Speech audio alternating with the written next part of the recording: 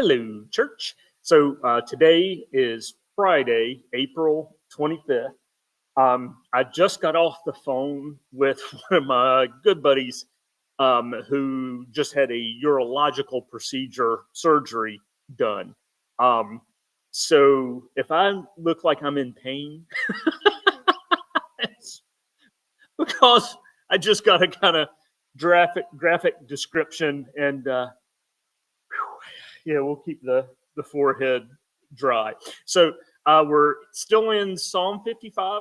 This is part 3, and we'll be finishing up. And as I concluded the devotional yesterday, because it's harsh, it's harsh. So here's NRSV, and then I'm going to share a little bit from James Mays. But I call upon God, and the Lord will save me.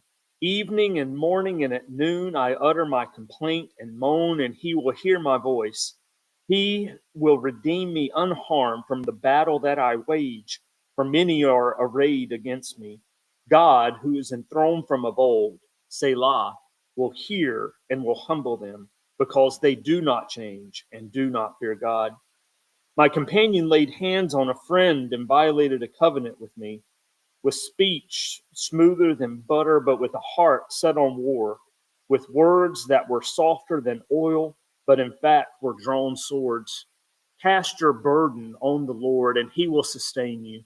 He will never permit the righteous to be moved. But you, O God, will cast them down into the lowest pit.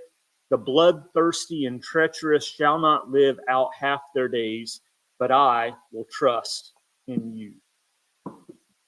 So for both Peterson and yesterday's images, we have it's an urban setting, which is something that Mays cares about.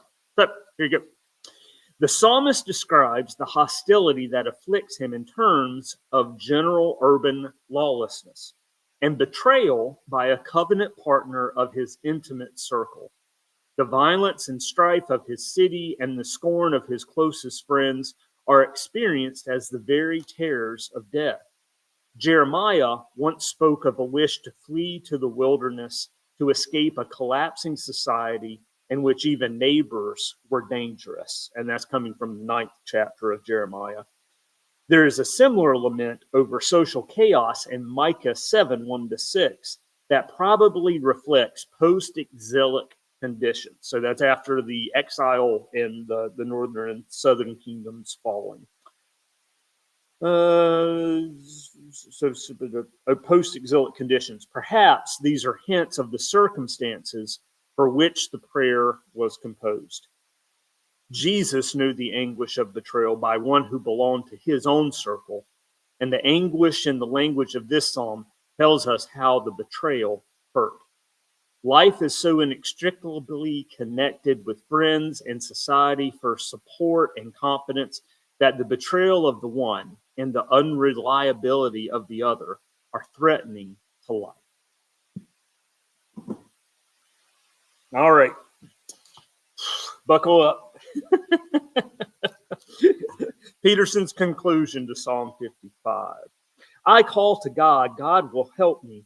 At dusk, dawn, and noon, I sigh deep sighs. He hears, he rescues. My life is well and whole, secure in the middle of danger. Even while thousands are lined up against me, God hears it all, and from his judge's bench puts them in their place.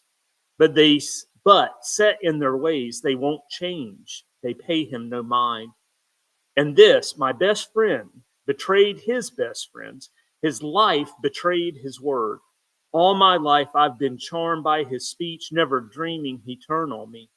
His words, which were music to my ears, turned to daggers in my heart. Pile your troubles on God's shoulders. He'll carry your load. He'll help you out. He'll never let good people topple into ruin. But you, God, will throw the others into a muddy bog, cut the lifespan of assassins and traitors in half.